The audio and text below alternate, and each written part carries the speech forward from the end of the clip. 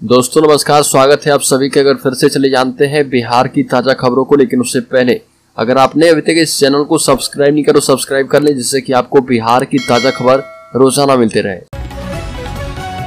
सबसे पहली और बड़ी खबर, नीतीश के मंत्री का बड़ा दावा, केंद्र ने बिहार को 91,000 करोड़ का दे दिया है झटका।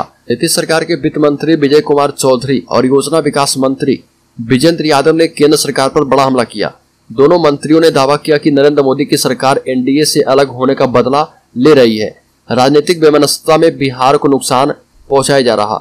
ये भी कहा कि केंद्रीय मदद में कमी से बिहार को 91,000 करोड़ का नुकसान हुआ है। दोनों मंत्रियों ने दावा किया कि एनडीए से अलग होने की वजह से यह सब हो रहा। बड़ी खबर, राज्य के आरा जिले में नवादा थाना इलाके के जगदेव नगर मोहल्ले में दहेज के लिए शादी के सिर्फ 5 महीने के पश्चात ही एक नवविवाहिता की हत्या कर दी गई और बुलेट बाइक, सोने की चेन एवं एसी समेत अन्य मांग को लेकर रस्सी से गला घोंटकर कत्ल करने का आरोप लगाया गया है। मायके वालों की खबर पर विवाहिता का शव सुबह उसके घर से बरामद किया गया है। मृत विवाहिता जगदेव नगर मोहल्ला निवासी विशाल सिंह की 25 वर्षीय पत्नी स्वीटी कुमारी थी। बड़ी खबर, बिहार में बिजली चोरी रोकने के लिए आर्टिफिशियल इंटेलिजेंस का सहारा लेगा विभाग। बिहार में बिजली विभाग अब बिजली चोरी रोकने में आर्टिफिशियल इंटेलिजेंस का इस्तेमाल करेगी। विद्युत भवन में दोनों कंपनियों की एनर्जी अकाउंटिंग टीम और विशेष कार्यदल की संयुक्त बैठक हुई। साथ ही विशेष कार्यदल को सशक्त करने एवं डेटा आधारित नवीन कार्य प्रणाली को लागू करने के लिए सभी अभियंताओं से विचार विमर्श किया गया है। राज्य में आगामी 1 अगस्त से red and fair management system portal शुरू हो रहा। इससे अभियंताओं के द्वारा किए गए रेड और एफआईआर के साक्ष्य ऑनलाइन दर्ज होंगे और बिजली चोरी पर पूर्णतः रोक लगाई जाएगी। बड़ी खबर, तेजस्वी यादव के करीबी मंत्री आलोक मेहता को बड़ा झटका, राजस्व विभाग में हुए तबादले निरस्त कर दिए गए हैं। तेजस्वी यादव के करीबी मंत्री आलोक मेहता को बड़ा झटका लगा है। राजस्व एवं भूमि सुधार विभाग में हुए तबादले को निरस्त कर दिया गया है। 30 जून को कई सीओ, बंदोबस्त प्राधिकारी, चकबंदी प्राधिकारी का तबादला हुआ था। उस आदेश को निरस्त कर दिया गया है। करीब 480 अधिकारियों का तबादला हुआ था, जिसको रद्द कर दिया गया है। सरकार ने यह फैसला किया है। संयुक्त सचिव के नाम से आदेश जारी हुआ है। बड़ी खबर, 20 दिन से अपने ही विभाग के ऑफिस नहीं जा रहे बिहार के शिक्षा मंत्री चंद्रशेखर यादव। बिहार के शिक्षा मंत्री चंद्रशेखर यादव 20वें दिन भी कार्यालय नहीं पहुंचे। इसके साथ ही सचिवालय की गलियारों में चर्चा तेज है कि आखिर मंत्री जी कार्यालय क्यों नहीं आ रहे। बीते 20 दिनों से उन्होंने विभाग की किसी बैठक में भाग नहीं लिया है। यहाँ तक कि निरीक्षण, प्रतिवेदन, एक्शन कार्य से भी मंत्री ने दूरी बना ली है। विशेष बात यह है कि पटना में रहते हुए शिक्षा मंत्री ने विभाग से दूरी बना ली है। वही विभाग के अपर मुख्य सचिव के पाठक प्रतिदिन बैठक के साथ समीक्षा बैठक भी कर रहे हैं और ये भी कहा जा रहा है कि अभी अपर मुख्य सचिव के पाठक ही पूरी तरह से शिक्षा विभाग को चला रहे। बड़ी खबर, बिहार के मुख्यमंत्री नीतीश कुमार ने प्रधानमंत्री नरेंद्र मोदी पर जमकर हमला बोला और पीएम मोदी का नाम लिए बिना कहा कि विपक्षी दलों के जुटान से वह घबराहट में है।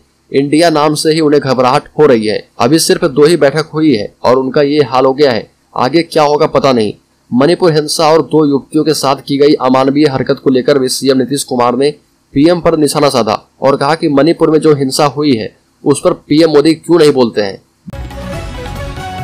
बड़ी खबर, बिहार राज्य के शिक्षक अब हो जाएं सावधान, स्कूलों में अगर बच्चे नहीं आए तो भी कटेगी वेतन।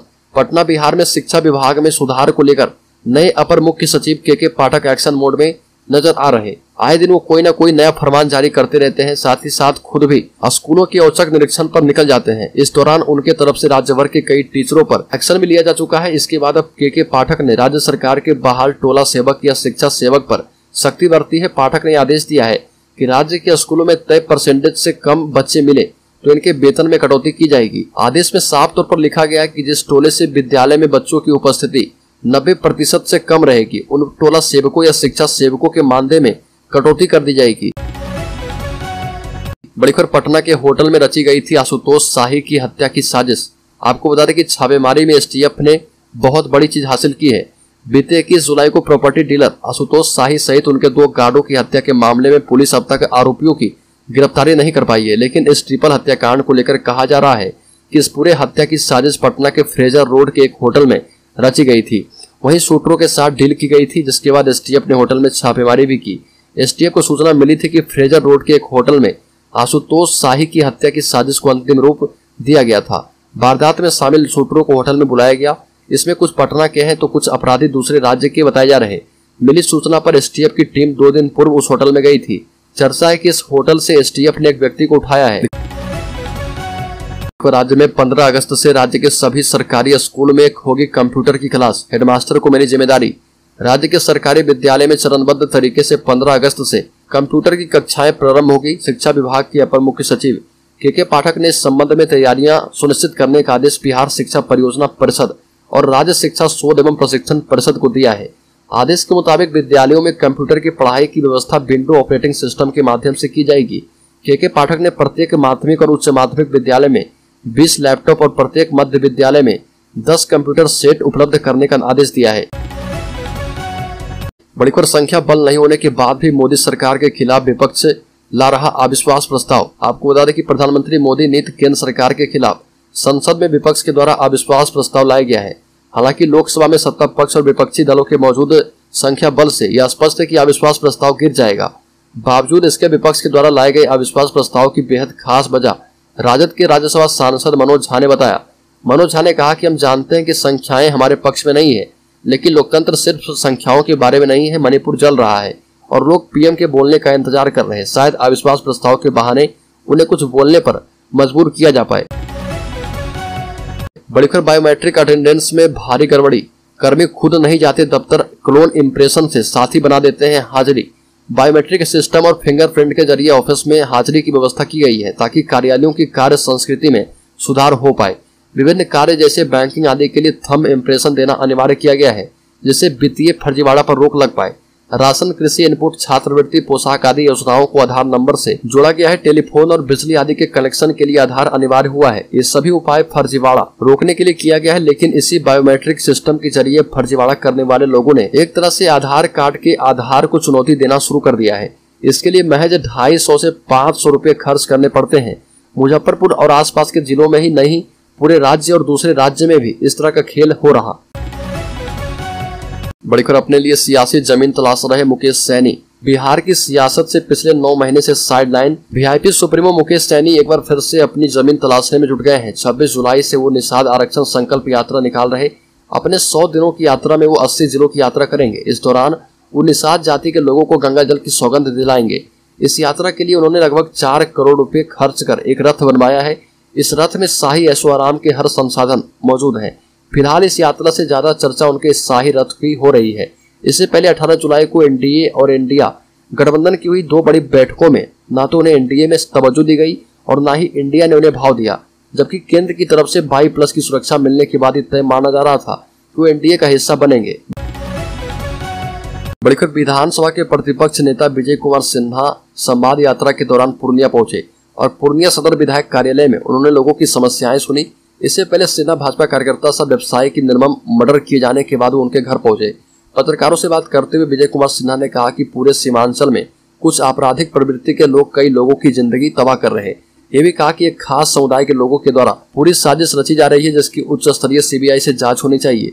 और सिन्हा ने पूर्णिया, अररिया, कटिहार और किशनगंज के जिलों में रोज हो रही मर्डर, बलात्कार की घटनाओं का जिक्र किया। साथ ही बेगूसराय में निर्वस्त्र घुमाए जाने का मामला भी उठाया। विजय कुमार सिन्हा ने कहा कि सीमांचल के क्षेत्रों में अपराधियों के द्वारा इस कदर लोगों को परेशान किया जा रहा कि यहाँ के लोग पलायन करने पर मजबूर हैं, लेकिन बिहार की सरकार को इन सब चीजों से कुछ लेना देना नहीं है।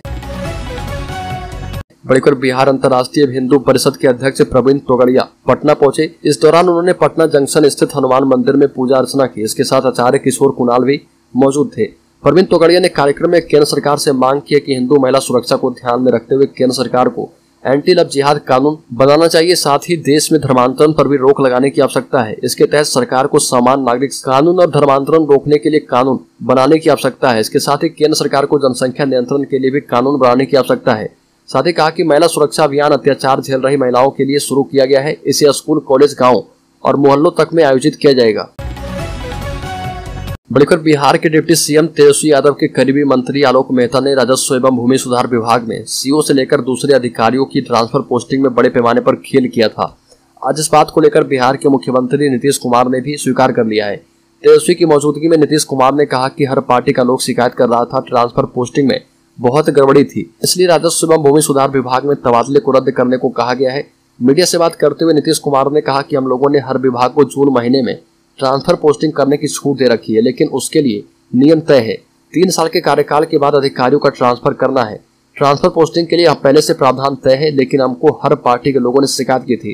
राजद के लोगों ने भी आकर राजस्व एवं भूमि सुधार विभाग में बड़े पैमाने पर हुए ट्रांसफर पोस्टिंग की शिकायत की थी। इसके बाद हमने जांच करवाई तो गड़बड़ी सामने आ गई और इसके बाद हमने विभाग को उसे रद्द करने को कहा है।